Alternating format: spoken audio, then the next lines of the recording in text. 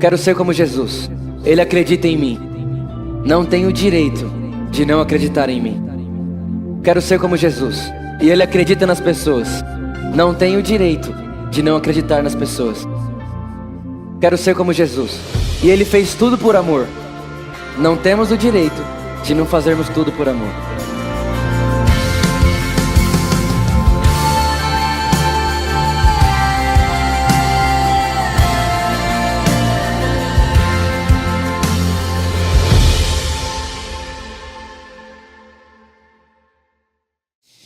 Abre sua Bíblia comigo aí, no Evangelho de Lucas. Evangelho de Lucas, no capítulo 19, a partir do versículo 11. Lucas, no capítulo 19, a partir do versículo 11. Diz assim, olha: ouvindo eles essas coisas, Jesus propôs uma parábola. Visto estar perto de Jerusalém, e lhes parecer que o reino de Deus havia de manifestar-se imediatamente. Então disse: certo homem nobre partiu para uma terra distante, com o fim de tomar posse de um reino e voltar. Chamou 10 servos e confiou-lhes 10 minas e disse-lhes: negociai até que eu volte. Presta atenção nisso. Versículo 14. Mas os seus concidadãos os odiavam e enviaram após ele uma embaixada dizendo: não queremos que este reine sobre nós. Quando ele voltou, depois de haver tomado posse do reino, mandou chamar os servos a quem dera o dinheiro, a fim de saber que negócio cada um teria conseguido. Versículo 16. Compareceu o primeiro e disse: Senhor, a tua mina rendeu 10. Respondeu-lhe o Senhor: muito bem, servo bom, porque foste fiel no pouco, terá autoridade sobre 10 cidades. Versículo 18. Veio o segundo dizendo: Senhor, a tua mina rendeu 5. A esse disse: terá autoridade sobre 5 cidades. Veio então outro dizendo: eis aqui, Senhor, a tua mina, que eu guardei embrulhada num lenço, pois tive medo de ti. Olha só isso, versículo 21. Pois tive medo de ti, que és homem rigoroso. Tira o que não pusestes e ceifas o que não semeaste. Versículo 22. Respondeu-lhe: servo mau, por tua própria boca te condenarei. Sabias que eu sou homem rigoroso, que tiro o que não pus e ceifo o que não semeei? Então por que não puseste o meu dinheiro no banco? E então na minha vinda o receberia com juros. E disse aos que o assistiam: tira-lhe a mina e dê ao que tem 10. Olhe para cá. Se você tem escutado o que nós temos pregado aqui na igreja, se você tem frequentado os cultos, você sabe que nós temos falado de graça faz um bom tempo. E nós temos falado da graça que a pessoa de Jesus nos revela. Nós sabemos que graça não é o que Deus tem. A personificação da graça é o próprio Jesus. Jesus é a personificação da graça. João capítulo 1 diz que a lei foi dada por Moisés. A lei foi dada, mas a graça veio por Jesus. Repara que existe uma distância em algo que eu dou. Eu posso dar estando longe, mas eu não posso vir não estando presente. Então a lei foi dada por Moisés, mas a graça não, ela veio por Jesus. E nós sabemos disso, nós temos aprendido isso daqui, e nós sabemos que só estamos aqui hoje pela graça. A mesma graça que nos salvou é a mesma graça que nos conduz no propósito, no chamado, enfim. Nós sabemos, começamos pela graça e terminaremos pela graça. Afinal de contas, a vida sem a graça, sem graça demais para ter graça, porque a graça da vida está na graça. É verdade? Sabemos disso, amém? Sim ou não? Sim. Mas eu não sei se você já assistiu algum dia na sua vida aquele esporte que tem uma barra, certo? Tem uma barra, e aí o ginasta sobe em cima da barra, e ele começa a dar mortais, cambalhota, ele dá estrelinha, ele gira para um lado, gira para o outro, em cima de uma barra. Quem já viu esse esporte? Qual que é o nome desse esporte mesmo? Ginástica artística, isso. Agora, olha só que interessante. Pensa só. Um dia eu vi o Francis Chan fazendo isso na igreja dele. Ele pegou uma barra desse esporte e colocou em cima do púlpito. Olha o que ele fez. Ele subiu em cima da barra e falou assim: gente, pensa só. Olha que legal. O ginasta acabou de subir em cima da barra.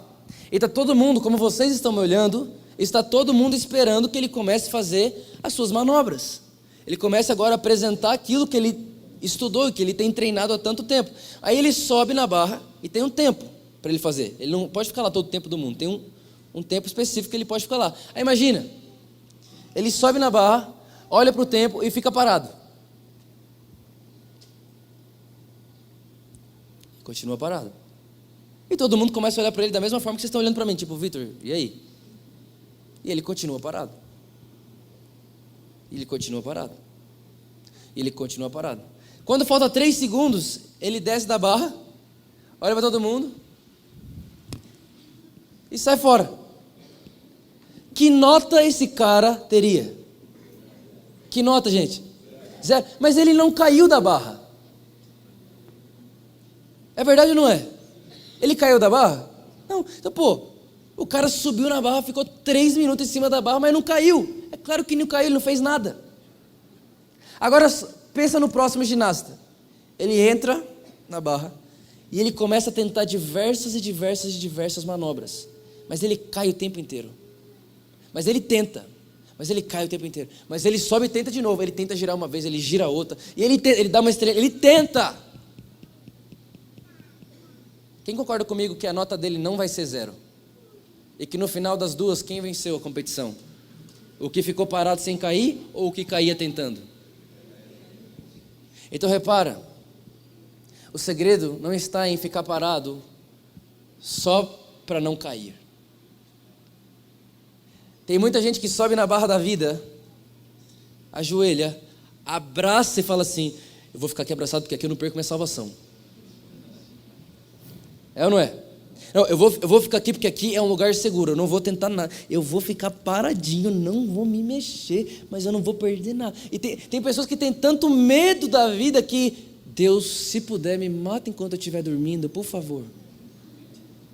Me leve enquanto eu estiver dormindo, por favor. Sabe, isso me lembra muito essa parábola que nós acabamos de ler. Lucas capítulo 19 é o capítulo onde Jesus vai até a casa de Zaqueu.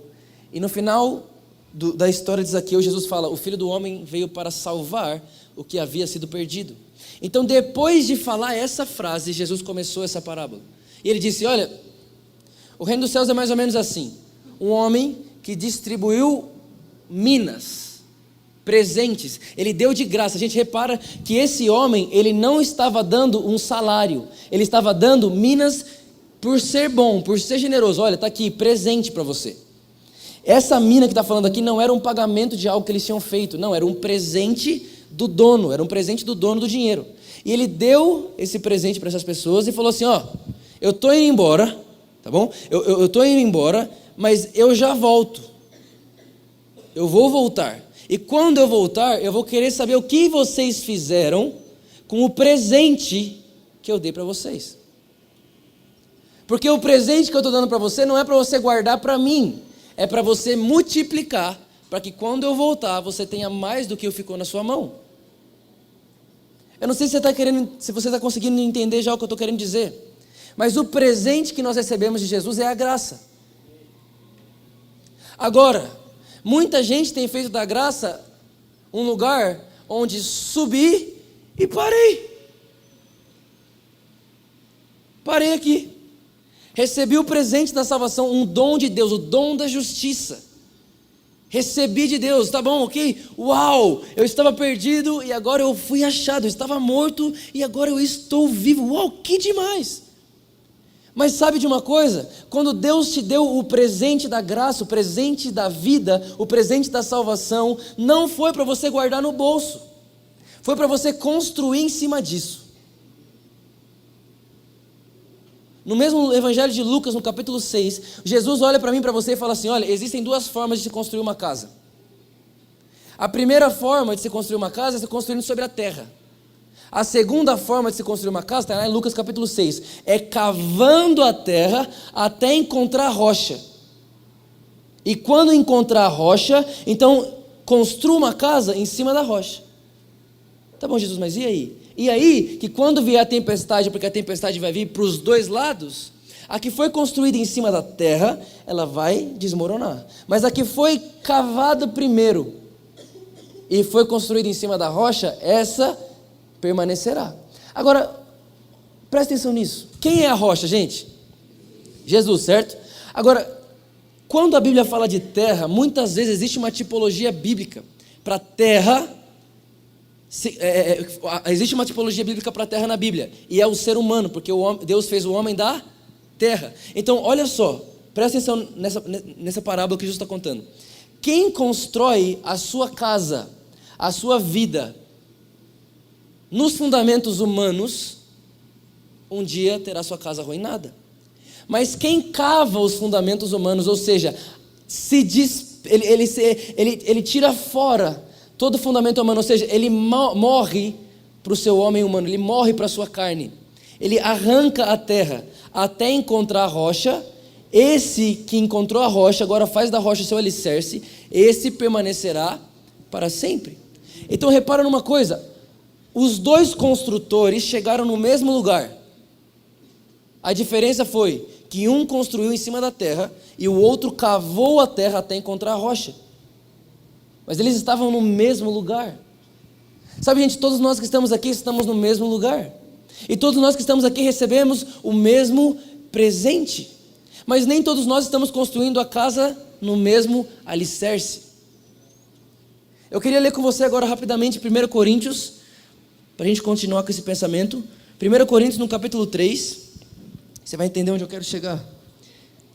1 Coríntios capítulo 3, a partir do versículo 10.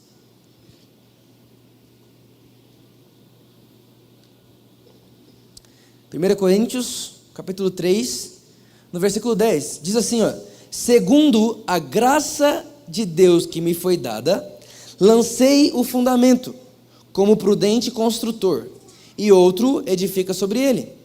Porém, cada um veja como edifica, porque ninguém pode lançar outro fundamento, além do que já foi posto, o qual é Jesus Cristo. Gente, vamos lá. O apóstolo Paulo está dizendo a respeito do alicerce, o fundamento, que é a rocha, que é o próprio Cristo. Cristo é a rocha e Cristo é o alicerce. Cristo é o fundamento. Ok? Até aqui tudo bem? Certo. E ele está dizendo, ninguém pode pôr outro fundamento que não seja esse, porque esse é o fundamento eterno. Cristo é o porquê de todas as coisas. Nós sabemos que em Cristo Jesus tudo subsiste. O universo foi criado por Cristo. Cristo é o alicerce de todas as coisas. Tudo bem? Até aqui, ótimo. Mas se você for num terreno que tiver só alicerce, presta atenção. Se você for num terreno que só tem alicerce, tem um bom fundamento, mas não tem uma construção, dá para morar lá? Não, porque casa não se faz com alicerce somente. O alicerce, ele está lá para sustentar a construção que vai vir em cima. Estão acompanhando? Sim? Está claro? O que nós precisamos entender?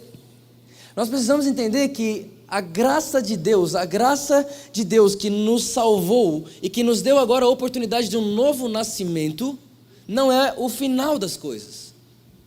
Até porque quando se nasce, não acaba. Quando você nasce, acabou de começar, sim ou não? Acabou de começar a vida desse bebê, foi ou não foi?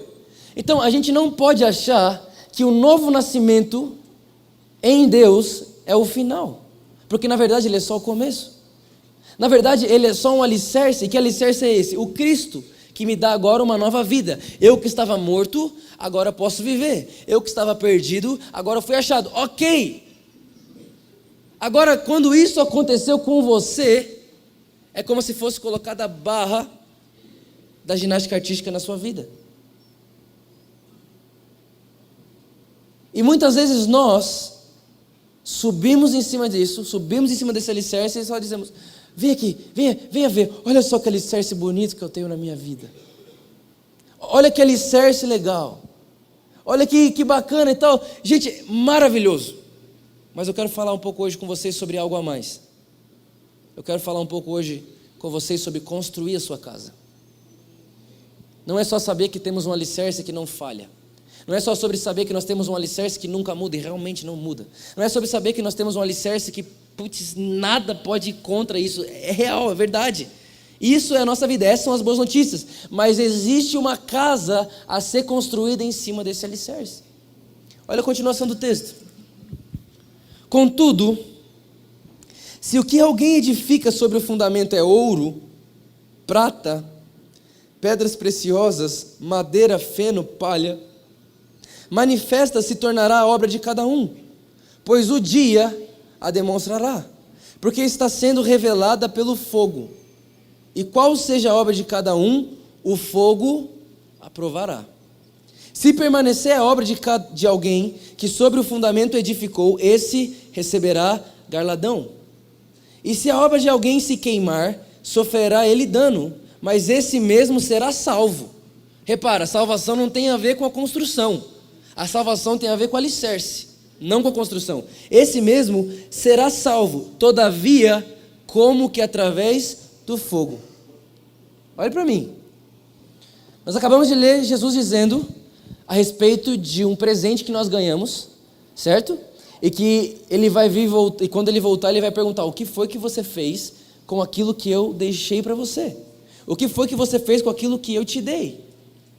E talvez alguém vai falar: está aqui, Jesus, o meu alicerce, está perfeito. Olha, eu subi na barra, Jesus, eu nem caí. Eu nunca caí. Claro que você nunca caiu, você nunca tentou.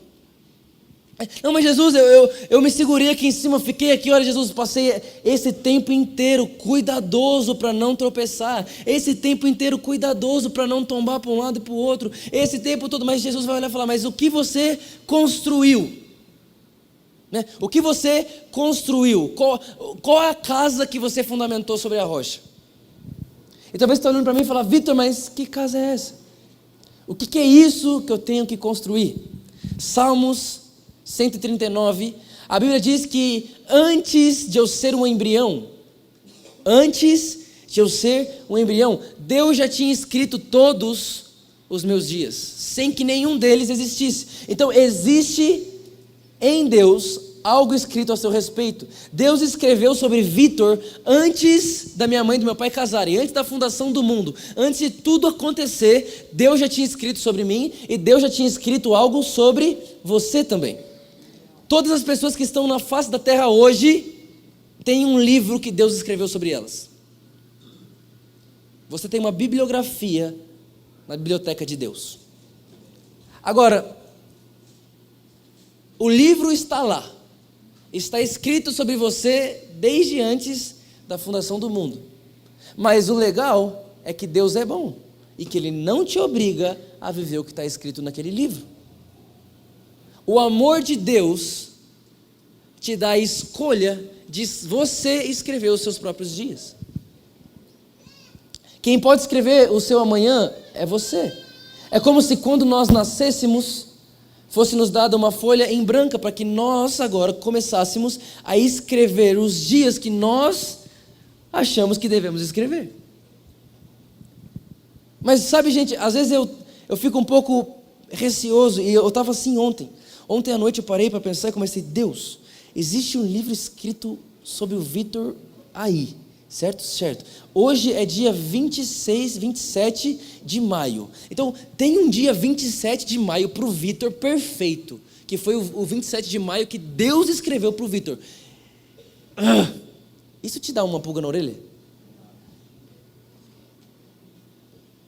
Existe uma vontade perfeita de Deus para você amanhã.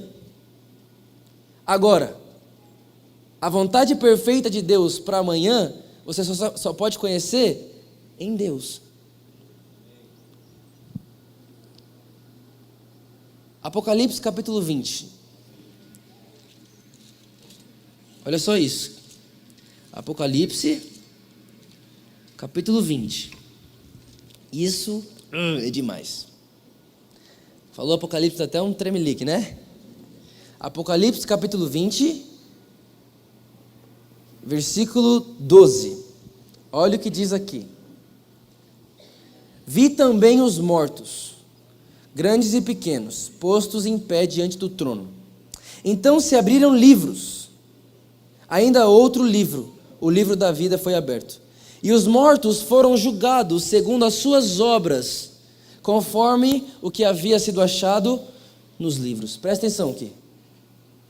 Ninguém que está aqui vai ser julgado pelo seu pecado, porque o nosso pecado foi pago na cruz por Jesus. O texto não está dizendo que nós seremos julgados pelo mal que fizemos. O texto está dizendo que nós seremos julgados pelas nossas obras. Entenda?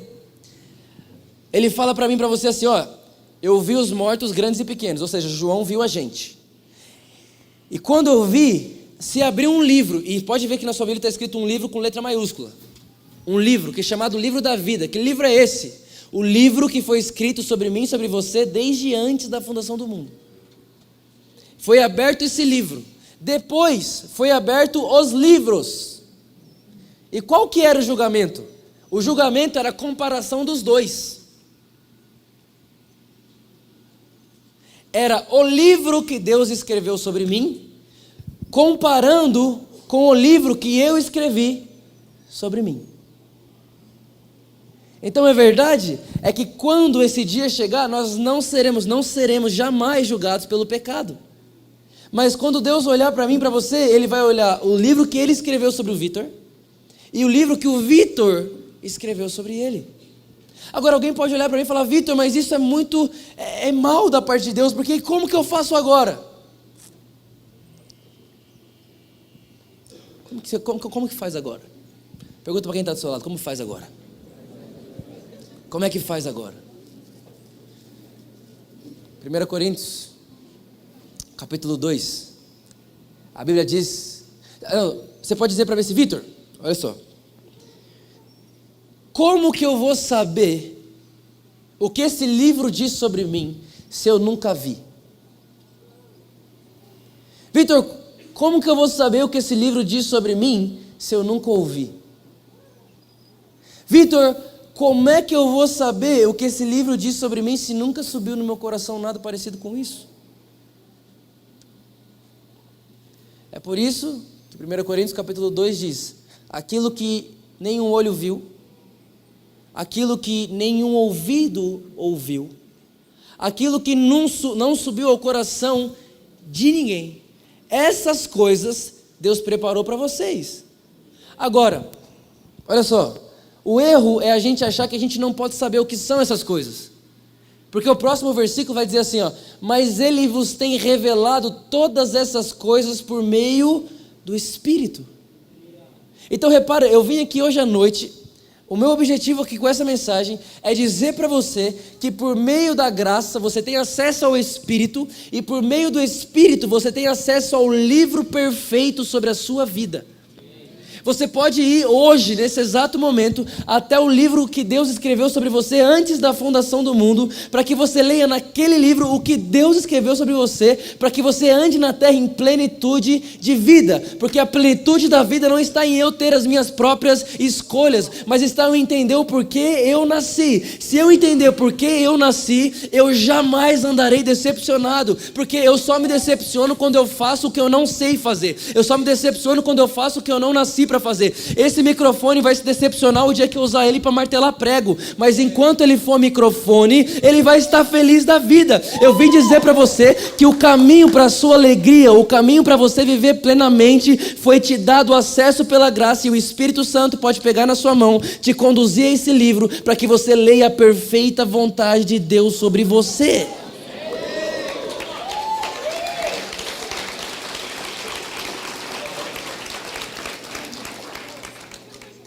Existe uma vontade perfeita. Só que, para que você entenda a perfeita, você não pode se satisfazer com a boa. Muita gente para no Deus da boa vontade. Existe uma boa, existe uma agradável, mas existe uma perfeita. Não, Vitor, mas está tudo bem comigo. Eu tenho minha esposa, eu tenho filhos incríveis, eu tenho um bom salário, eu estou bem. Existe algo mais do que isso.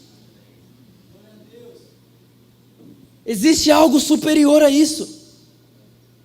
Existe uma vontade que é perfeita, sem sombra de defeitos, e foi Deus que escreveu.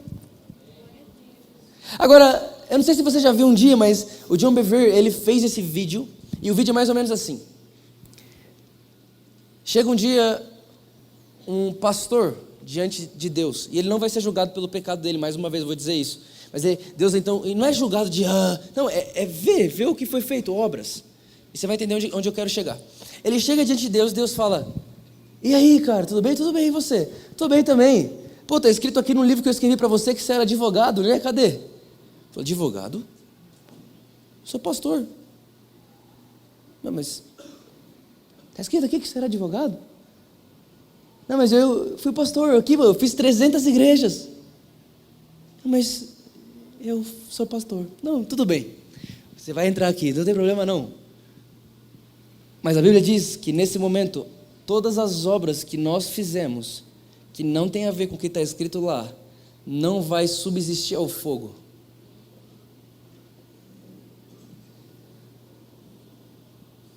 E que fogo é esse? O fogo dos olhos de Jesus.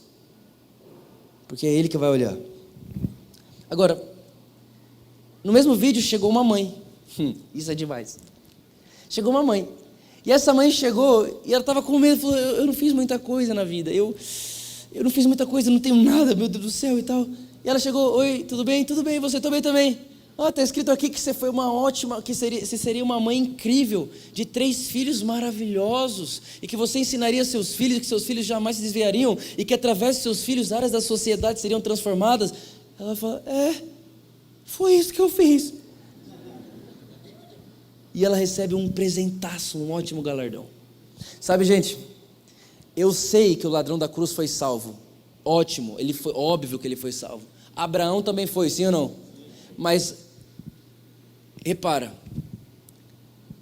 eles foram salvos, eles estarão no mesmo lugar, mas eles não estarão fazendo as mesmas coisas. Olha o que eu vou te falar aqui. Volto lá para a parábola de Jesus.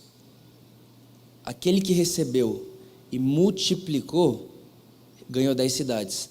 Aquele que recebeu e não fez nada, não ganhou cidade nenhuma. Então, salvação não tem nada a ver com o que você faz, mas como você vai passar o resto da eternidade tem a ver sim com o que você faz. Você ir para o céu, né, que é o que a gente fala na igreja, ir para o céu, não tem nada a ver com o que você faz, não tem nada a ver com suas obras, não tem nada a ver com isso, mas como você ficará o resto da eternidade tem a ver com isso. Eu não sei você, mas eu não estou a fim de só ir para o céu. Eu quero reinar com Cristo. Eu quero que Jesus olhe para mim e fale assim: Vitor, está aqui 10 cidades, está aqui, Vitor, 10 nações, está aqui, Vitor, isso aqui é para você cuidar para mim. Eu não quero só estar lá, eu não quero só chegar lá, porque chegar lá nem depende de mim, é pela graça, mediante a fé. Ótimo, mas eu quero viver uma vida que quando Jesus olhar para mim, Ele fala: você é alguém confiável para cuidar de cidades. Você é alguém confiável para cuidar de... Vitor, você é alguém confiável para participar do meu governo na Nova Jerusalém. Meu Deus do céu, eu não sei você, mas isso me empolga muito. E sabendo isso, fica a pergunta: se eu dissesse para você que o que você vai fazer nas próximas 24 horas determinaria como você viveria a eternidade, você tomaria cuidado com o que você vai fazer? Ou você faria e gastaria o tempo de qualquer jeito? Só que isso não é uma mentira. A forma como você vive aqui não muda se você vai para lá ou não, ok? Vocês estão entendendo, né? Mas a forma como nós estamos vivendo aqui vai nos garantir como viveremos a eternidade. Como viveremos a eternidade? Salvos ou reis? Quando você se chegar diante de Deus, você vai entrar como salvo ou como mais um parceiro do seu reino, alguém que vai reinar com Ele? Eu estou cooperando com o reinado de Cristo. E sabe, é tão legal isso, é tão maravilhoso isso, mas isso só pode ser construído no fundamento correto, que é a graça de Deus. E nisso tudo, a gente aprende tanto com Paulo. Ele olha para mim, para você e fala assim: por causa da graça de Deus, eu trabalhei mais do que todos. Repara, por causa da graça de Deus, eu trabalhei mais do que todos. Então não existe esse negócio de que quando só tem graça de Deus, ninguém faz nada, fica todo mundo acomodado. É óbvio que não. A graça de Deus não te faz preguiçoso. A graça de Deus não te faz passivo. A graça de Deus não te faz libertino, muito pelo contrário. A graça de Deus é a capacitação para você entrar naquilo que Deus está fazendo desde antes da fundação do mundo e participar com Ele. Eu posso ser coparticipante da obra eterna que Deus começou antes de eu existir e agora eu nasci. Por causa da graça eu participo de algo eterno que Ele está fazendo. É verdade isso? É verdade, é bom demais para ser verdade.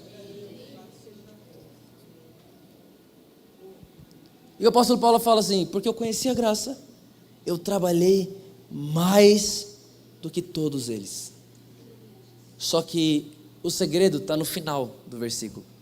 Ele diz assim: contudo, não eu, mas a sua graça, que opera eficazmente em mim. Gente, olha só isso. O apóstolo Paulo fala: eu conheci a graça de Deus, e porque eu conheci a graça de Deus, eu viajei mais que todo mundo. Eu preguei mais que todo mundo, eu ensinei mais do que todo mundo, eu fiz mais do que todo mundo, mas no final de tudo, contudo, não eu,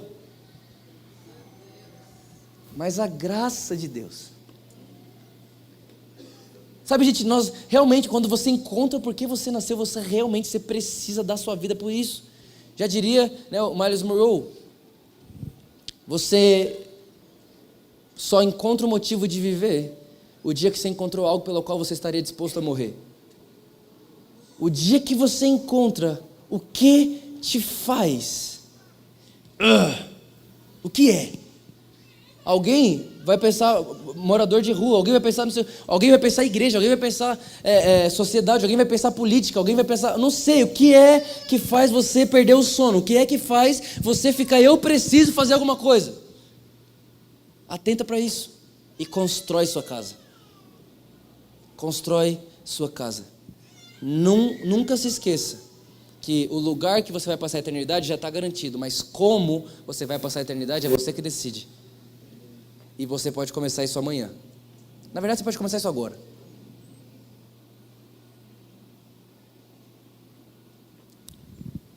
Lembra que eu falei para vocês das duas casas, uma construída na terra e a outra construída na rocha? É desse momento que nós estamos falando.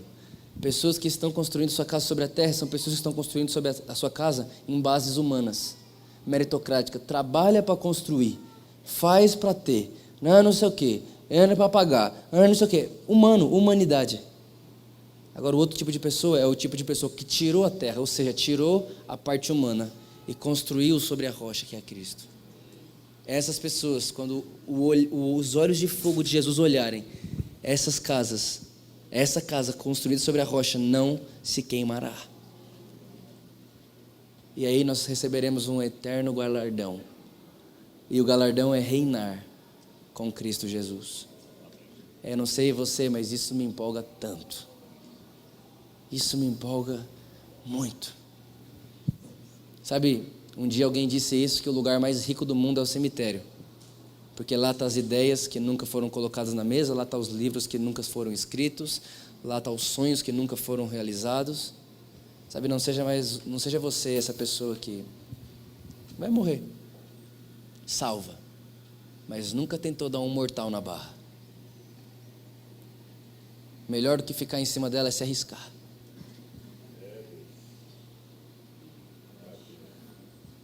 Quero que você saia daqui hoje para construir algo que não vai se abalar. Porque o dia que tiver frio, se você só tiver alicerce, você não pode acolher ninguém na sua casa. Agora, quando você constrói uma casa, o dia que tiver frio, você tem um lugar quentinho para as pessoas ficarem. Construa uma casa. Construa uma casa. No alicerce da graça, mas construa uma casa. Você entendeu o que eu estou falando aqui? Amém. Deus colocou algo dentro de você que só você pode fazer. Mas ninguém. Saia daqui hoje querendo entrar nesse lugar no Espírito por causa da graça. Acessar esse livro. Leia no coração de Deus o que Deus escreveu sobre mim. E então, sem sombra de dúvida, eu te garanto que você nunca foi tão feliz na vida. Nunca tão completo na vida. como o dia que você percebe o que está escrito sobre você no coração de Deus. Vocês estão comigo aí? E para a gente poder terminar,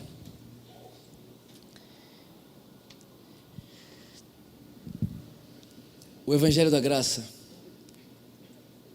é o nosso combustível. Ele é maravilhoso. Na verdade, o Evangelho da Graça não. A graça de Deus é como se fosse uma Ferrari.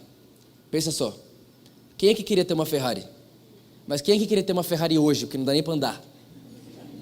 Não tem combustível. Então, se eu falasse para você, olha aqui, você tem uma Ferrari só hoje. Era o único dia que eu não queria. Não dá nem para abastecer. Como que eu vou andar? Olha só. A graça de Deus é essa Ferrari. A graça de Deus é essa Ferrari. Mas você precisa abastecer ela. Porque enquanto você está só lá dentro dela, está só fazendo uma foto legal, é só mais um carro legal. É legal, pô, tem uma Ferrari. É legal, pô, tem a graça de Deus. É legal, pô, tem a graça de Deus. Tá bom, mas você sabe o que isso aí pode fazer? Você sabe que isso aí pode acelerar muito. Você sabe que isso aí pode te levar daqui até lá em 2 segundos. Você sabe que isso aí pode acelerar o tempo da sua vida. Você sabe que a graça de Deus não é só um negócio que você fica olhando, achando bonito, achando legal, fala, tem a graça de Deus. Não, a graça de Deus é algo que te capacita para ir mais rápido do que você imaginou. A graça de Deus é algo que aproxima destinos. A graça de Deus é algo que faz você ser muito mais do que você poderia ser sem ela. A graça de Deus é algo sim que te torna atrativo. Você vê uma Ferrari, você quer saber quem é o dono. Pois é, a graça de Deus é igual. Quando alguém vê alguém agraciado por Deus, fala, não, que é isso? É a graça de Deus. Mas sem combustível, não sai da garagem. Eu queria convidar você a pegar a graça de Deus que você tanto tem escutado nesse lugar. Entra nela e anda, meu filho. Anda. Ela não está aí só para você pousar para a foto, ela está aí para te empoderar a ser como Jesus. E Jesus andou por toda parte fazendo bem, curando as pessoas, libertando os cativos e anunciando o ano aceitável do Senhor. Você não nasceu para pousar para a foto do lado da graça de Deus, você nasceu para entrar dentro desse lugar e acelerar. Nós vamos mudar o mundo por causa da graça e mediante a graça. E no final de tudo, nós mudamos o mundo, contudo, não nós, mas a graça de Deus que opera em nós. Você acredita nisso? Fica de pé no seu lugar comigo.